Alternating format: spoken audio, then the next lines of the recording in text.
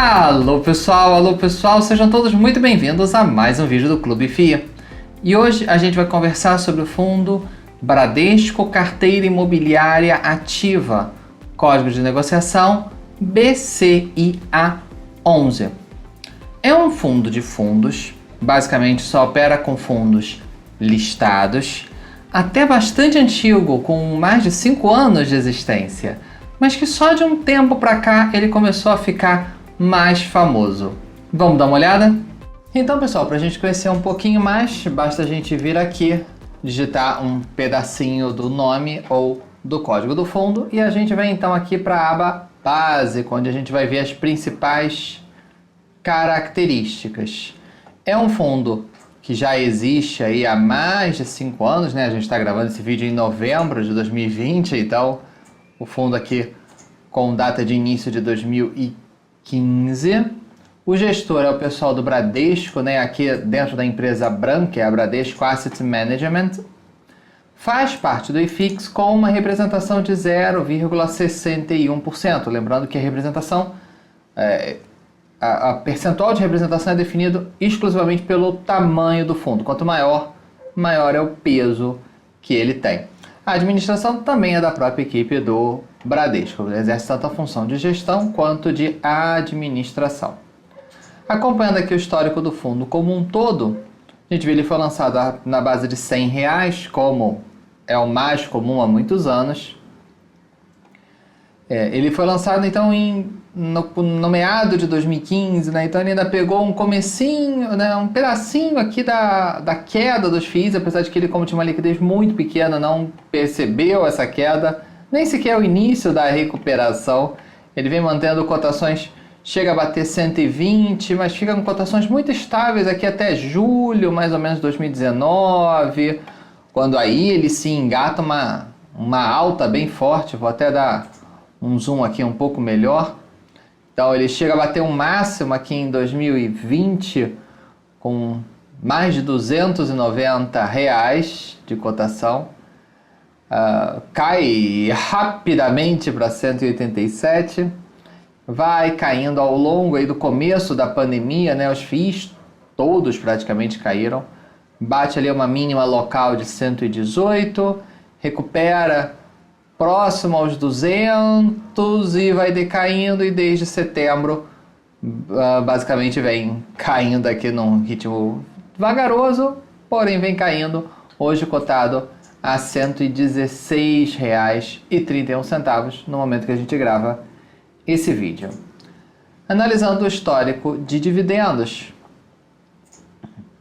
vamos dar um zoom aqui, né? Pegar desde o comecinho, a gente veio distribuindo sempre ali um mês ou outro acima de R$1, alguma coisa assim, mas ali muita coisa ao redor de 70 centavos, 80 centavos, 60 centavos. Vamos dar agora um zoom aqui num período mais curto, né? Vamos aumentar um pouquinho. A gente vê aqui distribuições de 80, 85, R$1, 85, R$1, 2,50, 3,60 aqui nesse período. A partir daí 1,20, R$1, e aqui já estabiliza.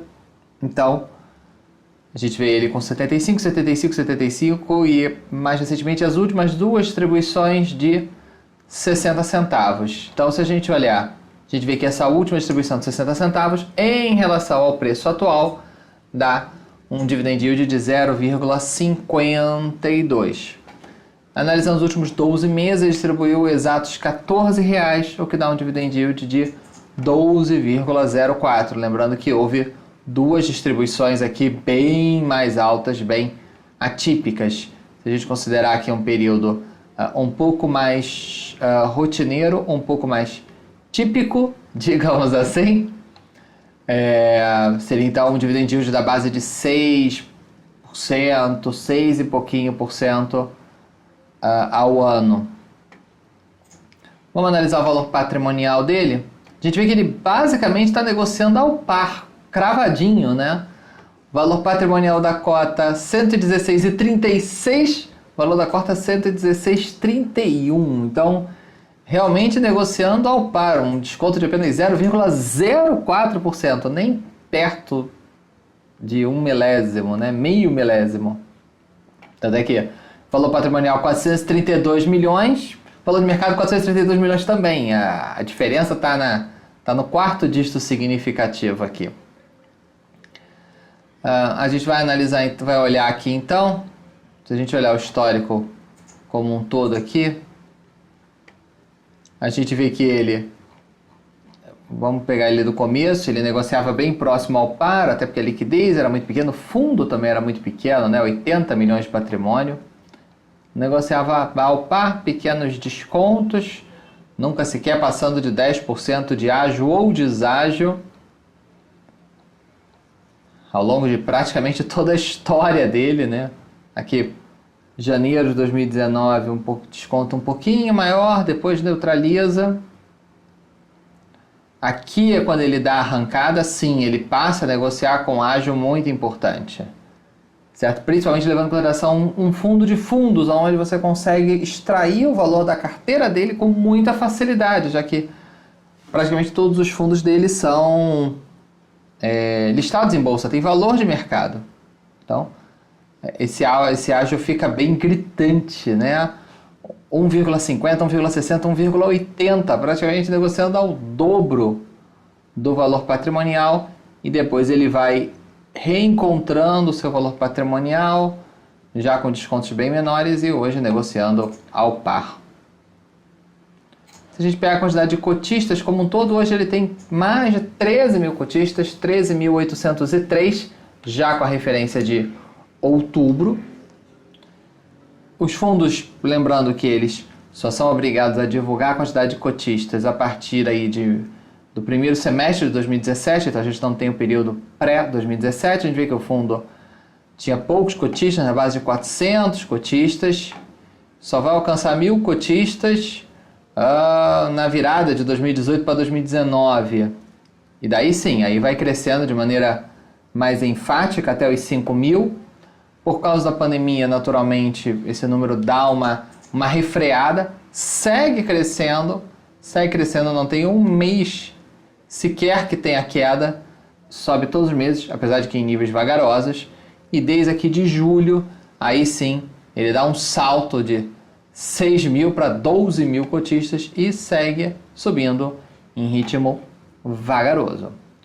Se a gente observar a liquidez, a gente vai ver que ele tem uma liquidez boa, né? Em outubro ele negociou uma média diária aí acima de 800 mil, em novembro uma liquidez um pouquinho menor, cerca de 600 mil reais, mesmo assim uma liquidez tranquila nesses últimos meses, digamos assim.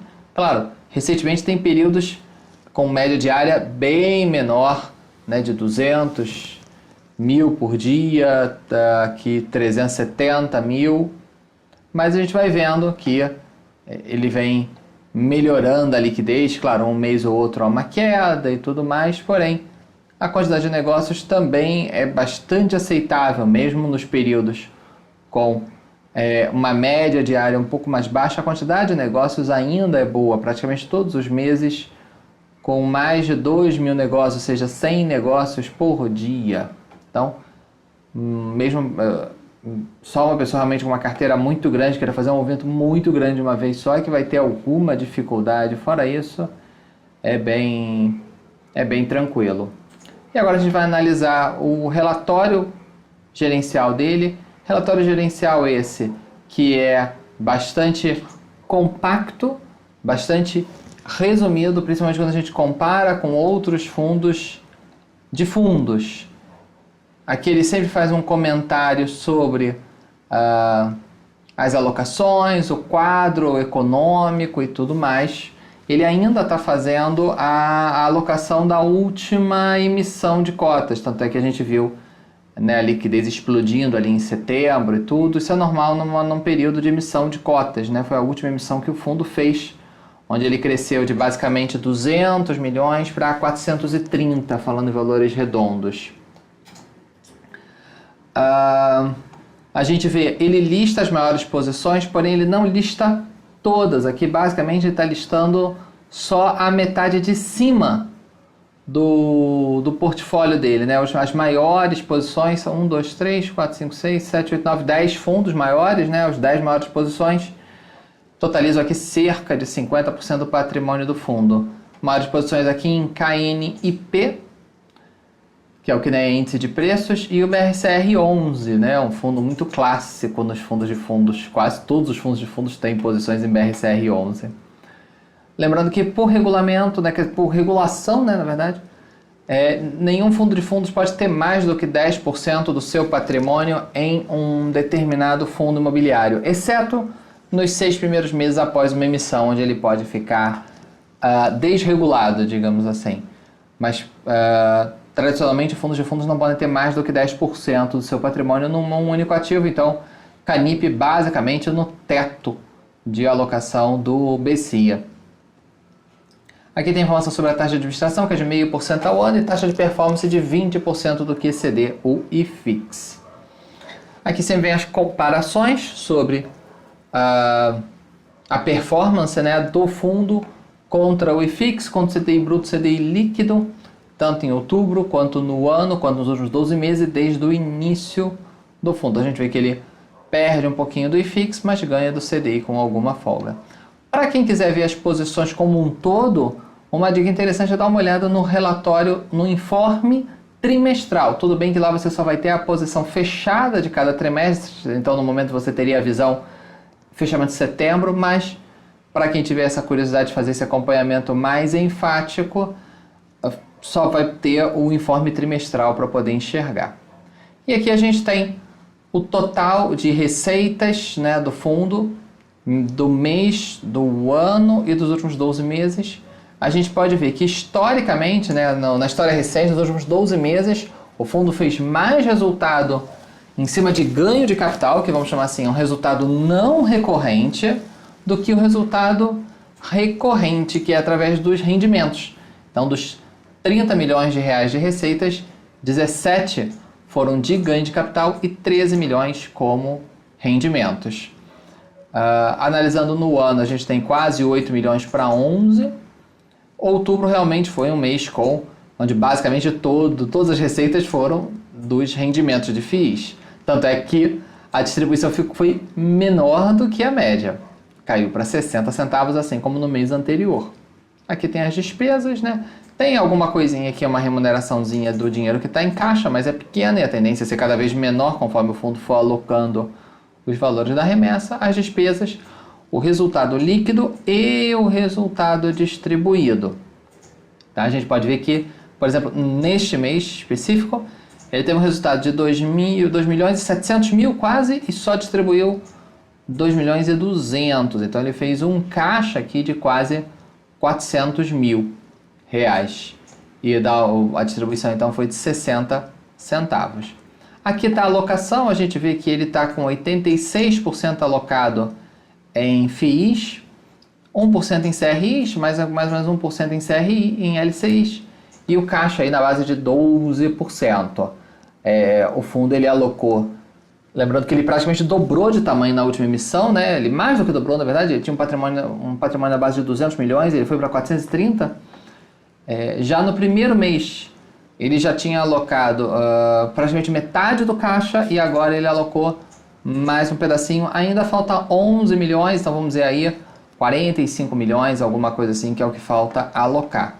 E aqui ele mostra a exposição setorial por segmentos. A gente vê que lajes e galpões ocupam aí mais da metade do portfólio, né? 35% para laje, 23% para galpões, logo depois CRI com 20%, somando os três segmentos, daí cerca de 70% do portfólio, o que é bastante normal nos fundos de fundos de maneira geral. Talvez hoje, no presente momento, alguns fundos estejam até com um pouco mais de exposição em CRIs, mas esse arranjo é muito comum nos FOFs, com lajes quase sempre em primeiro, galpões logo depois, e o terceiro lugar, dependendo do fundo de fundos, da cabeça do gestor e até do momento de mercado, CRIs e shopping centers disputando ali a terceira posição, terceira e quartas posições, geralmente com percentuais até parecidos. Aqui tem uma disparidade um pouquinho maior, mas É a pizza que a gente costuma ver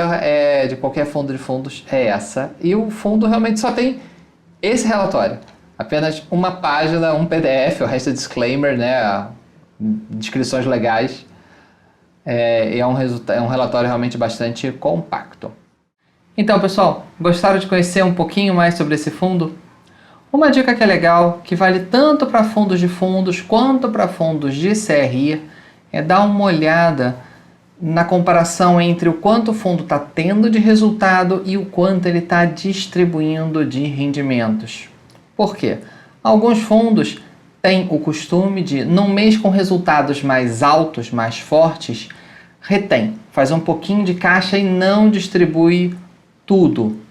E para que num mês seguinte, num próximo momento, se houver um resultado mais fraco, pode-se distribuir todo esse resultado mais fraco e um pouco desse caixa que está guardado. Mas a gente precisa lembrar que os fundos imobiliários são obrigados a distribuir no mínimo 95% do seu resultado semestral. E pode acontecer de que um fundo esteja fazendo um caixa porque está tendo um bom resultado e não vem um mês de vacas magras, digamos assim, e ele no final do semestre acaba sendo obrigado a distribuir boa parte daquele caixa que ficou armazenado. Se vocês olharem, e aí eu deixo quase como um dever de casa para quem quiser se aprofundar, deem uma olhada em quanto esse fundo teve de resultado de julho até agora e quanto ele teve de distribuição, quanto efetivamente ele distribuiu de julho até agora. Assim, dá para a gente ver o quanto o fundo tem de resultado ainda guardado, que ele pode distribuir mais à frente, até o final do ano, não falta tanto assim, para compensar um mês com um resultado pior, ou ele pode simplesmente distribuir fazendo uma distribuição grande na virada do semestre, ou seja, na virada desse ano. Tá bom, pessoal? Espero que tenham gostado, um forte abraço e até a próxima! Tchau, tchau!